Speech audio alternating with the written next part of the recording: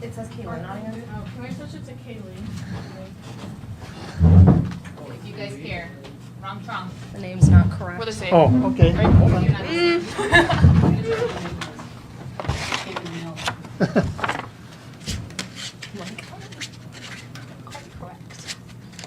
Yeah, we want to have this right. Thank you. VP.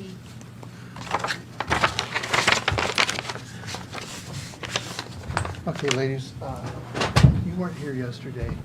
If they ask you a question individually, just go ahead and answer. If they ask you as a group, let me call on you so that the transcriber knows who's talking. Perfect. Thank you.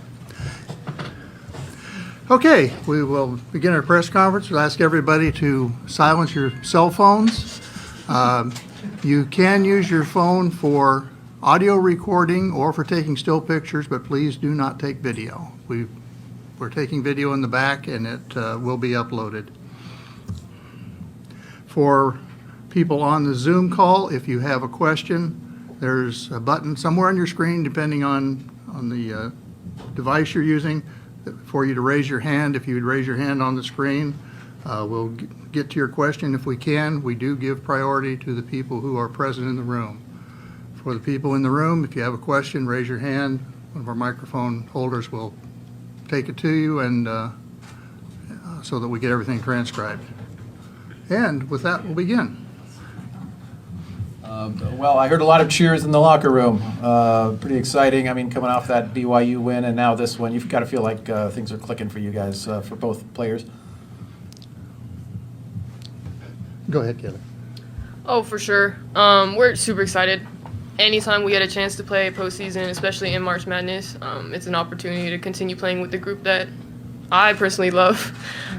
So it's amazing to see that we were able to succeed tonight, and a lot of emotions, especially obviously coming from a tough loss last year. We're hungry for this coming into this year. Yeah, Lee said it. I mean, coming off of that loss last year, we were ready immediately after that to come back to the tournament. So we've been waiting for this moment for a while. And then for all the seniors, I mean, you never know when your last game's going to be. So you want to celebrate every single one because next one might be the last one. So you got to keep celebrating because it's quite exciting to keep playing. Kaylee, 20 points for you tonight. I believe that's a career high for you. What does it mean to you to do that in the NCAA tournament? It truly means a lot, being able to contribute to the team. Not really a big stats person, but, whatever I need to do for my team, then I'm hoping that I show up. Shout out to them. They found me tonight. They were tough on the boards, gave us extra opportunities, and I can't do anything without them. How are you feeling? I mean, obviously pretty good, but that looked like a pretty scary fall. Tell us about that and what happened. Yeah, I got a hard head, I think, but got a little dizzy, obviously hitting my head on the floor. But after that, Kendall was great, helping me, keeping the symptoms away and stuff like that, just checking up on me. But still a little painful, but I have a hard noggin, so I think I'll be good. Talk again about what last year and what this means in the context of winning a first-round game and moving on for both players. Go ahead. Me? Yeah, I said earlier, we were pretty frustrated with the loss last year. We had that better seed coming in and losing first round. No one ever wants to do that. You love to see the upsets unless you're the team that's getting upset. So right after that, we were upset and ready to come back to the tournament and show what we can do. And so we've been training for this moment all year, and so to have it come out the way we wanted to felt great. Yeah, Mel pretty much covered it.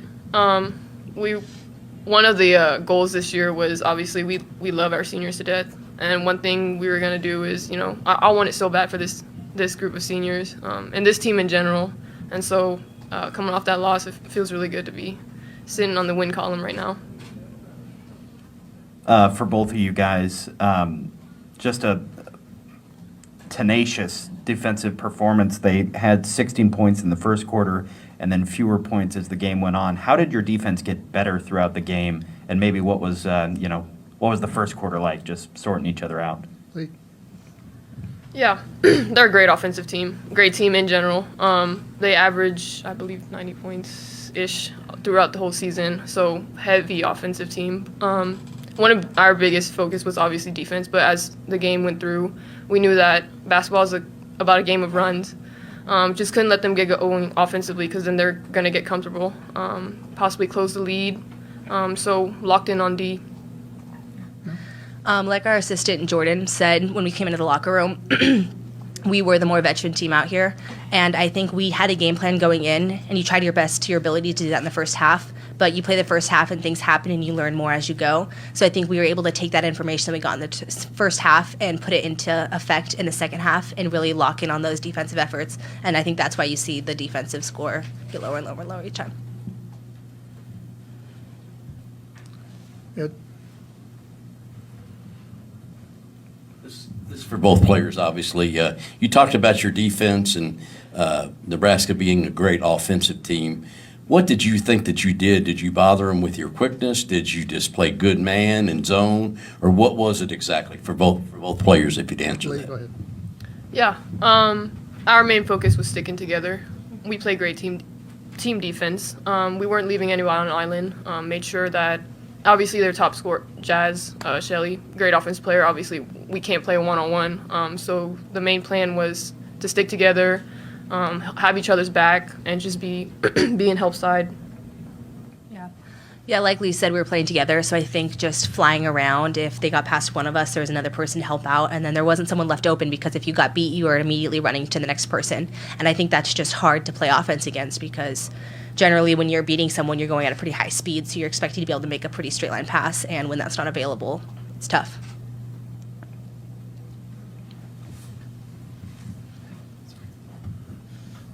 This is for Lee. Did you and Lynn really show up in the same jersey and try and convince Lisa that you were the same player? I think Lynn made a mistake.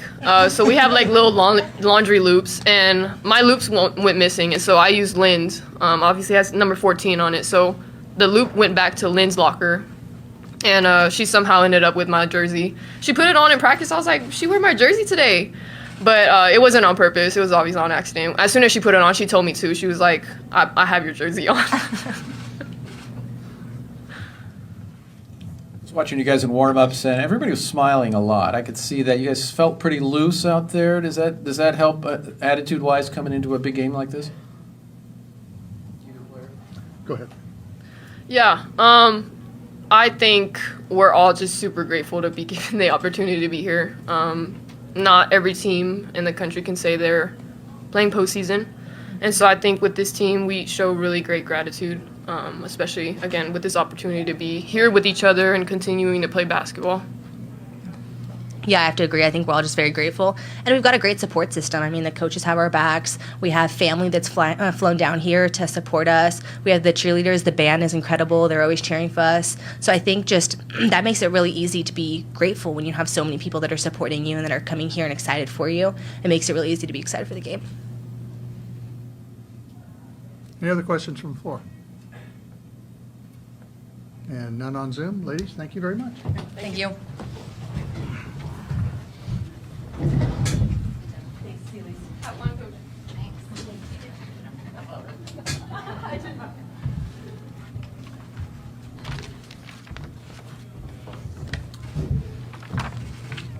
Like a twin to blame it on her sister. When her sister's not around. Okay, Coach, go ahead. You want to start with a statement? Sure. Really happy for our team. I thought they did a really good job today. In the press conference yesterday, someone mentioned that it was a battle of styles or a conflict of styles. And I don't know if I think of us as being an overly talented defensive team, but I know we focus on it a lot and know that they score a lot of points. I think they're eighth in the country in scoring, and to hold them to 60 or 55, it's got to be close to a season low. I thought we did a really nice job in the second half of defending the three-point line a lot better. The first half they got too many open looks, and I know that each of their bigs hit one in the second half, but it was much better than the 50% that they were shooting prior. And then offensively, we talked as a team about just being a team that would figure it out, because that's kind of how we operate. We being our staff and me, and they mentioned that the team takes on the whatever of the coach. And I said, well, I don't know, guys. I don't know what my attitude is, but I know that we just got to figure it out. And it might be that we're getting layups. It might be that we're getting threes, and we're just going to figure it out partway through the game. And just really proud of the defensive effort that they had, but also that big third quarter. Nebraska made a push, and our team responded. And if you can do that consistently, then you're going to be a tough out every time. Okay, questions?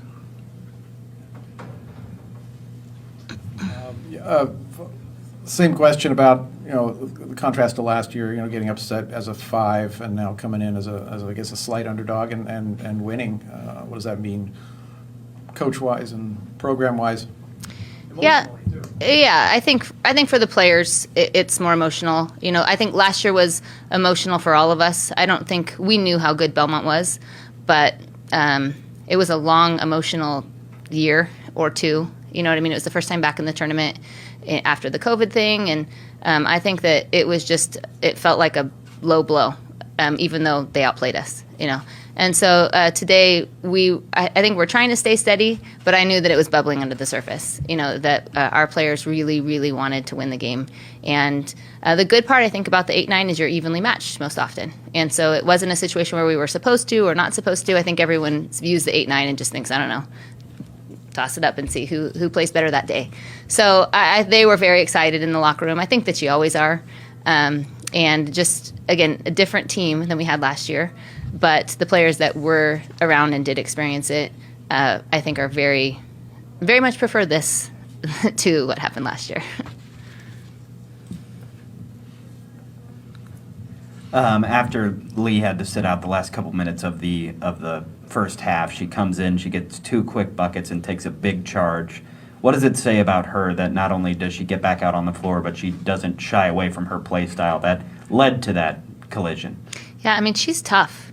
She is tough. I think that if she stays down, I don't usually go out there really for any of them, right, if they're going to bounce back up. But we don't have a lot of people who lay around for very long if they can't get up. So usually as a coach, And when Kaylee's down for more than a second and doesn't pop up, she takes a lot of charges. Her and Lenny take the most on our team.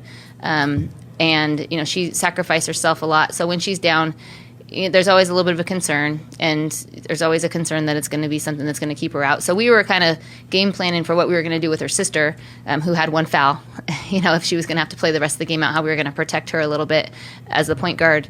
And just when I talked to Lee before the second half started and asked her if she was okay and if she could go, and she said yes. And then it was kind of I didn't vocalize this, but let's see. We're going to run something for you right now and see how you do. And she scored right off the bat on the very first possession. And you could tell that she was fine and that she was ready to go. And I think that she's been very quietly focused on all those things that she said. I think she carries a lot for our team. And last year didn't go how she wanted it to. And I think that of all the people, she's probably carrying that more than anyone. And I think she was trying to find anything she could do positively for the team today. And I'm just glad that she was able to come back. I know you guys pride yourself on team defense and a balanced team. Their star player gets in foul trouble, and it seemed to affect things a little bit. But you talk about just not having to rely on any one player. Yeah, I mean, Lee is always one of them. Okay, Mel's always one of them. Vonnie's always one of them. Anna's not always one who scores 10 points. Okay, so we have 5 players who average almost 10 points a game. Anna's not one of those people, and she has 10 today. So it shows you that we can get contributions. Lenny is one of those people, and she had 0 points today. So I love coaching a team with multiple options. As a coach who scouts, you can't find people to help off of, then you're in a pickle. You have to figure out a different way to guard, right? And I think that is our team. And you can try, and people do, and some people try to double, and some people try to, take away the interior or take away the perimeter, but we're just so unselfish, and we're so skilled at all the different positions that it makes my job really easy when I just say, run the offense, make the reads. We're talking about making reads, not hiding players who can't score. And so they're a fun group to coach in that regard.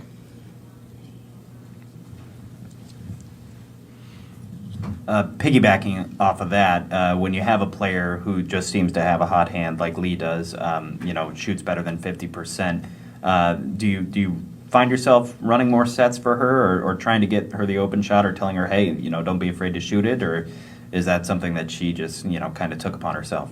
Yeah, I think in years past we've done that a little bit more. We've tried to direct it, but when it's a point guard or a person who's handling the ball a lot, the ball comes back to their hand often. So when they're shooting too much with too much direction or too early, then I think that they're doing it out of rhythm.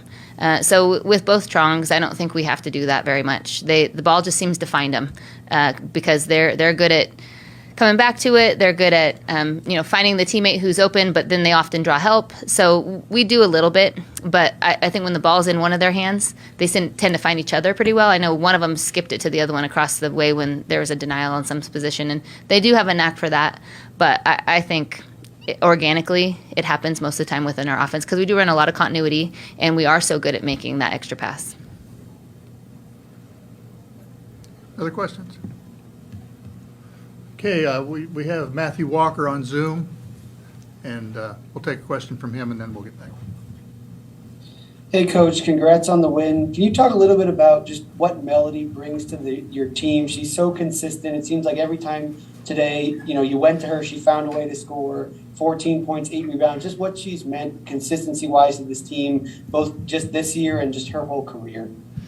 Yeah, if we had some sort of award that was for the steady player, and we've had a lot of them over the years, 1 or 2 each year, it seems like, who's kind of always in the right place at the right time, but that's not an accident, right? Making the next right play, that's not an accident.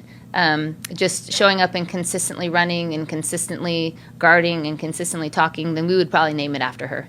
And that's quite a testament to her because, again, I can think back through my time at Gonzaga and think of many players who, each year, they're not the glue guy or the glue woman, whatever you want to call it, but they're that person who's just consistently available and giving their best effort. And you can't tell the difference on her. I can't tell to look at her if she needs a sub or not. She just does the right thing all the time. And again, I'm talking about all these things that are fun to coach. This is a fun group of players. So we really are lucky to have people who do the things like Kaylee, who makes the extra pass, and Mel, who just will run until she cannot run anymore. And we haven't gotten that place yet. So I think she can go forever, maybe. I'm not sure. But it really steadies the team, I think, when you have a couple players out there who aren't going to try to play outside of themselves. They're going to do what they do and what they practice, and they're going to do it at a high level, and they're going to do it every possession. Coach, you mentioned Lynn tonight with no points. Abby, hit 1 3. I know she was doing some things on defense, but what does it say about your team when you have players who maybe might be having a bit of an off night? That I noticed that in Lynn's case, she still dished out 6 assists to be able to affect the game in more ways than scoring. Yeah, well, we just tell them, some people believe firmly that if you miss a couple shots, you have to get to the rim or get to the free throw line or whatever. And there's 3 main parts of the game, right? You got offense, and a lot of times people look at that as scoring. You have defense and you have rebounding. And you have to be able to do something that's positive for our team in order to stay out there. That's just how it works. And Lenny was a good ball mover. Obviously, she played a little bit more with Lee being out and unavailable to us. She was a good ball mover. She drew defense to her. Abby was the main defender on Shelley. And she chased her everywhere she could and had that hand up the whole time. And so, again, those guys can impact us positively without scoring. And they did it. I think Lenny did it with running good offense and assists. She played decent defense, too, I think. She wasn't necessarily on the best player. Abby did it today with defense. And you can't have 5 people on the floor who are trying desperately to score every time. That doesn't work very well. And so I just appreciate that even within a season or in a game, the roles kind of shift. It's not like Lynn's only role for us is to score, right? Or Abby's only role is to guard. She also rebounds and does other things and can score. So I like that they're appreciative of the fact that, all right, this game, this isn't going perfectly for me, so what else can I do for my team? Okay. Other questions from the floor? Okay, Coach, thank you very much. Thank you.